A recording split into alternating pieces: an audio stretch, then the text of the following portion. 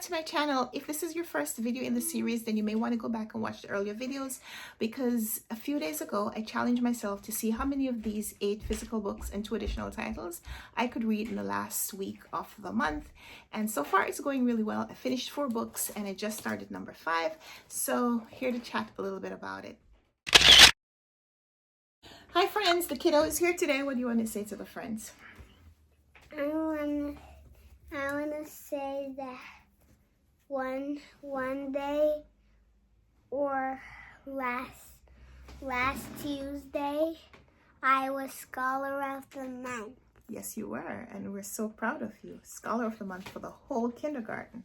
Yeah, and some you other are extraordinary. After recess, when we came upstairs all the way up to the 3rd floor, then my teacher, she said if I know where class is. So I said yes, but she still said it's right down the hall. And she sent you over there? Yeah. And that's where you went to get your award? Yeah. Oh, very I nice. got Sprite, chicken nuggets, and you got to have a special meal? French fries. And I also got to bring the Sprite back to class. I saved it for snack time. Oh, very nice. Excellent. Okay. And all right. Thank you. Say bye to the friends. Some flowers. And some flowers. Okay, thank you. All right. So book number 5 for me is Nothing to See Here by Kevin Wilson, and we're reading about 2 young women who meet when they are in this exclusive prep school. One is going to the school because her family is wealthy, and the other is there because she's been awarded a scholarship. And even after school has ended for them, they've maintained contact, and so now they're 28 years old, and the one who's wealthy has invited the one who's not so wealthy into her life in a different way. She wants her to fulfill a role that is going to change both of their lives, I'm imagining. So I just started. I'm at page 60 and I'm really enjoying the writing. It's really, really quick. I love reading books about people thrown into really unfamiliar social situations and just kind of seeing how they mess things up for themselves. So we'll be back soon with an update. Hi. What is that? That's your birthday card from when you turned 3. From when you turned 3. I love it. Okay. All right. We'll see you later. Bye, Fanny. We're on day 6 of the 7-day challenge. So we just have to read really quickly to try to finish more. I'm not going to finish all the books anymore. That is not happening. But we're going to see you later. See you later, alligators. Knock, knock. Who's there? See ya. See ya who? See you later, alligator. Ah. Time to try some olives. Nom, nom, nom, nom, nom, nom. Okay. Can we all? Okay. So it's Wednesday morning. It is day 7 of the challenge and I finished my 5th book. I am acknowledging now that I'm not going to complete this challenge within the time that I set for myself, but it's okay because I am reading some great books, including this one. I love this. It's a story about family, about found family, and how sometimes we protect ourselves in ways that keep other people at bay, but help us feel like we are secure. A little bit of the supernatural or magical realism, but it's also in the context of a family who, they're a political family. So I've never been in a situation like that, but I imagine that it's something that probably feels very confining and restrictive. And so we have these twin 10-year-old children who are trying to protect themselves from all the craziness that is happening in their world. And I like the different relationships that the author puts on display here. These 2 friends who meet in boarding school, and later in almost the next generation, this unlikely pairing of a woman and 2 children who need her. I also really like how the author got us to think about the different ways that people protect themselves, like creating an armor or shield around themselves so people can't get close enough to hurt them because of experiences that they have had being hurt in the past. So I really, really enjoyed this one. Let me know if you've read it. I have seen this cover many times, and I didn't really know what this was about, and now I do, and I like it.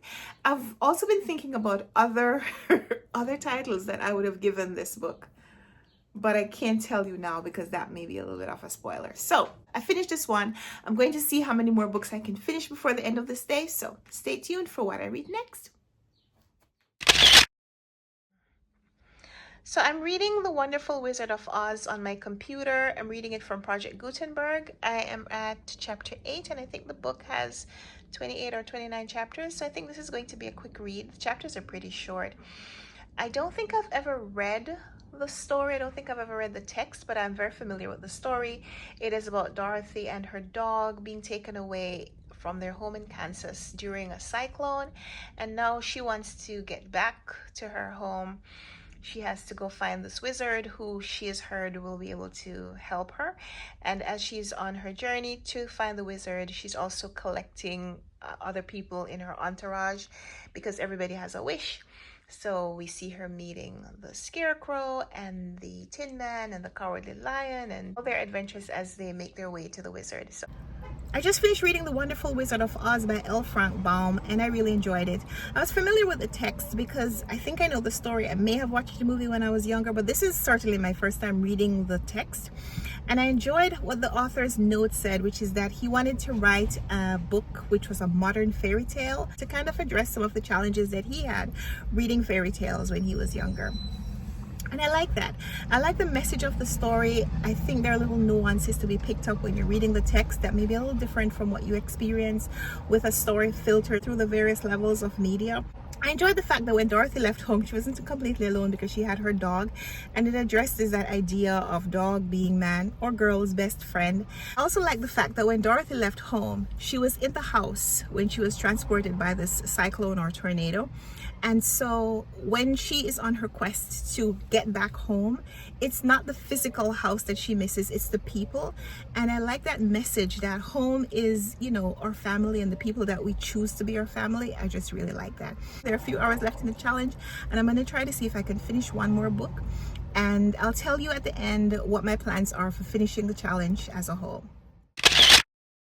So it's Thursday, it's May 1st. I finished Brooklyn by Colm Toibin.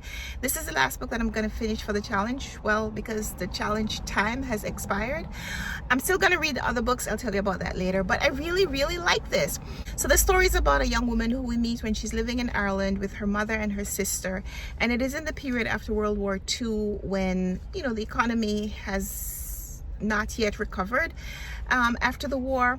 And although she's been training as a bookkeeper, there are no real career prospects for her. So she gets offered this job to work in a store, and the first part of the book is just really hilarious because it is about her taking this job. Like, it reminded me so much of my first job that I got in this furniture store when I was a teenager, because you know somebody in the community and they offer you a position. It's not anything that you want to do for a career, but it is a way to make a little money. And so we read about this young woman trying to conform to maybe the expectations of the people around her. There's this hilarious bit of history between her mother and the owner of the store.